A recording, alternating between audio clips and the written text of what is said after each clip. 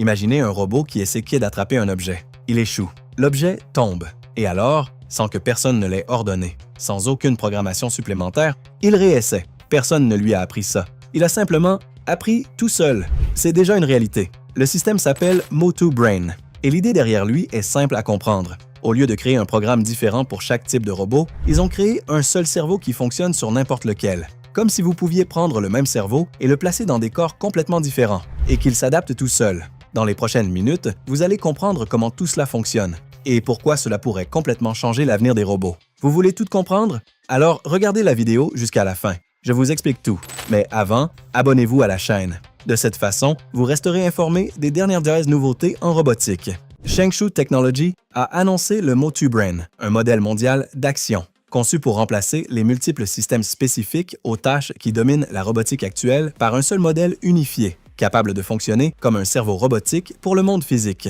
L'annonce a été faite à Singapour et a rapidement été reprise par les principaux médias spécialisés en intelligence artificielle et en robotique du monde entier. Il n'est pas difficile de comprendre pourquoi. La promesse de Shengshu est ambitieuse au point de sembler presque improbable. L'entreprise affirme avoir développé un système d'intelligence qui voit, raisonne, anticipe et agit, le tout au sein d'une seule architecture intégrée. Au lieu d'assembler un robot avec des pièces logicielles séparées, un module pour voir, un autre pour planifier, un autre pour exécuter, le Motu-Brain fait tout cela en une seule fois, de manière continue. Shengshu Technology a son siège à Pékin et est surtout connu pour sa plateforme de génération de vidéos appelée Vidu.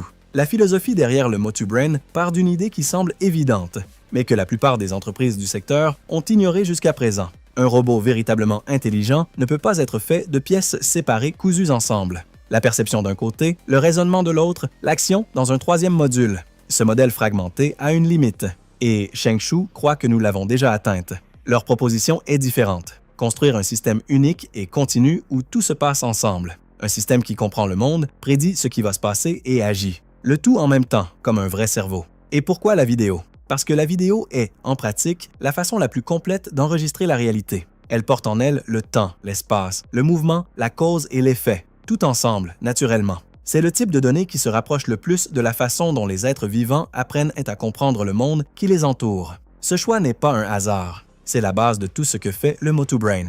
Pour comprendre ce que représente le Motu-Brain, il faut d'abord comprendre le problème qui les est venu résoudre. La plupart des robots intelligents d'aujourd'hui fonctionnent en connectant des pièces séparées. Un module qui voit, un autre qui comprend le langage et un troisième qui exécute des actions. Chaque partie a été construite de manière indépendante, puis cousue aux autres. Cette approche est utilisée même par des entreprises géantes du secteur. Le problème? Le robot peut parler du monde, mais il ne le ressent pas. Il ne le comprend pas de manière physique et intuitive. Shengshu a un nom pour ce problème. Fragmentation de taxe, le coût de la fragmentation. En pratique, cela signifie que chaque fois que vous voulez apprendre quelque chose de nouveau à un robot ou placer le même système dans un robot différent, il faut tout reconstruire de zéro. Le Motu-Brain a été créé pour mettre fin à tout cela. Et le plus important, nous ne parlons pas d'une promesse future. Le système fonctionne déjà dans le monde réel avec des partenaires comme Astribo, Simple AI et Anyverse Dynamics, étant testés dans des usines, des commerces et des résidences.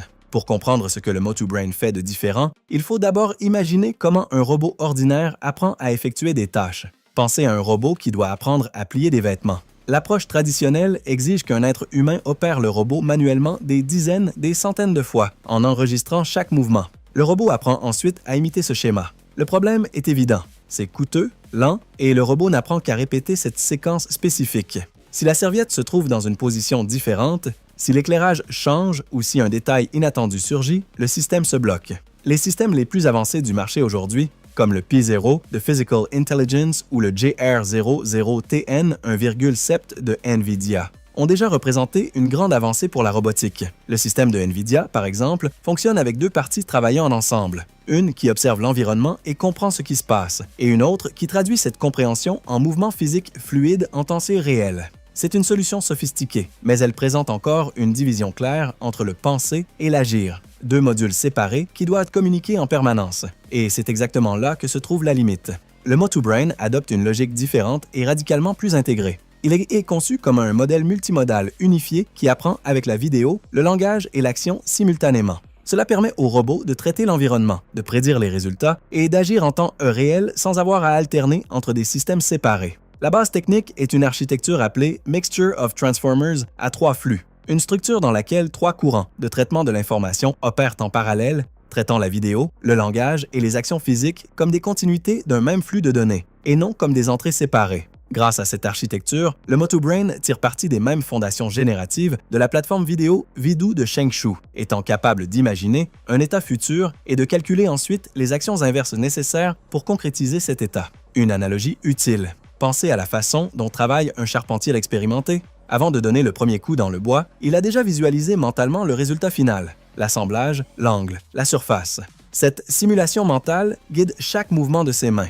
Le MotoBrain fonctionne de manière similaire. Il génère une sorte de vidéo interne du futur souhaité, puis travaille à inverser cette projection en actions physiques concrètes. Shengshu appelle cela la modélisation de la dynamique inverse, l'ingénierie inverse du futur. L'un des détails les plus impressionnants du MotoBrain réside dans la façon dont il apprend. La plupart des systèmes concurrents dépendent en fait d'espace d'un processus coûteux et long. Un technicien opère un robot manuellement pendant des mois, enregistrant chaque mouvement pour créer des données d'entraînement. C'est laborieux, lent et difficile à mettre à l'échelle. Le MotoBrain fait des choses différemment. Il apprend en regardant des vidéos ordinaires d'Internet, des recettes de cuisine, des tutoriels de montage de meubles, des travaux manuels. Le système les observe, comprend les principes physiques derrière les mouvements et apprend tout seul. Le résultat pratique de cette différence est énorme. Le MotoBrain apprend de manière 13,55 fois plus efficace que les méthodes traditionnelles, plus rapide, moins cher, et avec beaucoup plus de matériel disponible pour apprendre. Ce mécanisme se traduit par un gain d'efficacité des données de 13,55 fois par rapport aux méthodes traditionnelles. En clair, pour atteindre le même niveau de performance qu'un modèle conventionnel, le MotoBrain n'aurait besoin que d'un peu plus de 7% des données d'entraînement. Dans un secteur où la collecte de données est l'un des principaux goulots d'étranglement, ce chiffre est extraordinaire. Un autre bond qualitatif du MotoBrain réside dans ce que Shengshu appelle la mise à l'échelle positive par complexité des tâches. Il existe un problème classique dans les systèmes d'intelligence artificielle. Plus vous essayez d'enseigner de tâches différentes, moins les performances ont tendance à être bonnes. Le modèle se spécialise tellement dans certaines choses qu'il perd la capacité de bien gérer les autres. Avec le MotoBrain, c'est l'inverse qui se produit. Plus il y a de tâches, mieux il fonctionne. Dans les tests avec 50 tâches différentes simultanément, le système a atteint un taux de réussite de 92%, surpassant le système équivalent de Physical Intelligence d'environ 37%. Le modèle utilise une structure d'action latente qui extrait des schémas de mouvement directement à partir de vidéos sans annotation, réduisant ainsi le besoin d'annotation manuelle. En termes simples, le robot apprend à comprendre le mouvement en observant le monde, sans que quelqu'un ait besoin de lui dessiner quels mouvements sont valides. Vous vous souvenez du robot dont nous avons parlé au début? Celui qui échoue, le réalise tout seul et réessaie? C'est exactement ce qui se passe dans la pratique. Lorsqu'un robot équipé du MotoBrain essaie d'attraper un objet et n'y parvient pas, il ne se bloque pas, il ne s'arrête pas, il n'attend pas d'instruction. Il réalise qu'il a échoué et réessaie de sa propre initiative. Le détail le plus surprenant, il n'a jamais été entraîné pour faire cela. Cette capacité est apparue naturellement, comme conséquence d'un système qui comprend vraiment ce qu'il fait. Pendant des années, l'idée existait sur le papier. Les chercheurs savaient que c'était possible, mais il manquait quelque chose. Ou plutôt, il manquait trois choses en même temps. La première, des modèles capables de comprendre et de générer des vidéos de manière sophistiquée. La deuxième, une puissance de calcul à une échelle suffisante pour traiter tout cela. La troisième, une quantité massive de vidéos du monde réel pour apprendre. En 2020, ces trois pièces se sont finalement assemblées. Et quand cela s'est produit, quelque chose qui était théoriquement possible est devenu pratiquement réalisable. Un système capable d'observer le monde, de comprendre comment il fonctionne physiquement, et d'utiliser cette compréhension pour agir. Si la promesse de Shengshu se confirme, les conséquences seront profondes pour les fabricants de robots et pour les entreprises qui les utilisent. Un seul modèle d'intelligence fonctionnant sur n'importe quel robot élimine le besoin d'équipes de spécialistes pour adapter les logiciels à chaque nouveau type de matériel. Pour des secteurs comme la fabrication, la logistique et la santé, qui font face à une pénurie chronique de main-d'œuvre, cela pourrait signifier une accélération massive de l'adoption robotique.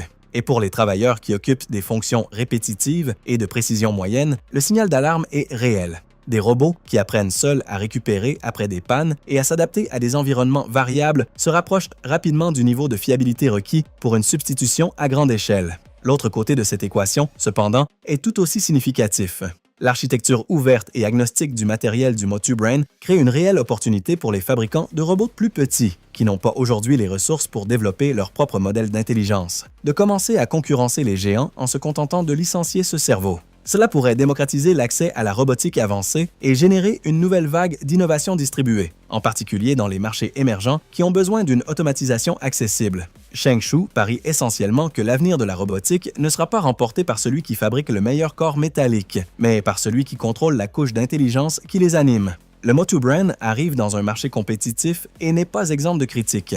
Les experts soulignent que le système fait encore face à des limitations de vitesse de réponse dans les applications de haute précision, et la communauté scientifique remet en question la validité des benchmarks divulgués par l'entreprise elle-même sans validation externe indépendante.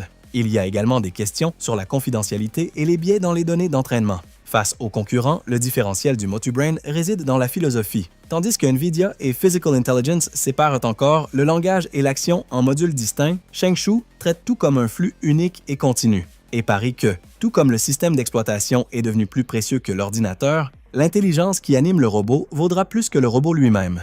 Le Motu Brain représente bien plus qu'un nouveau produit dans un marché compétitif.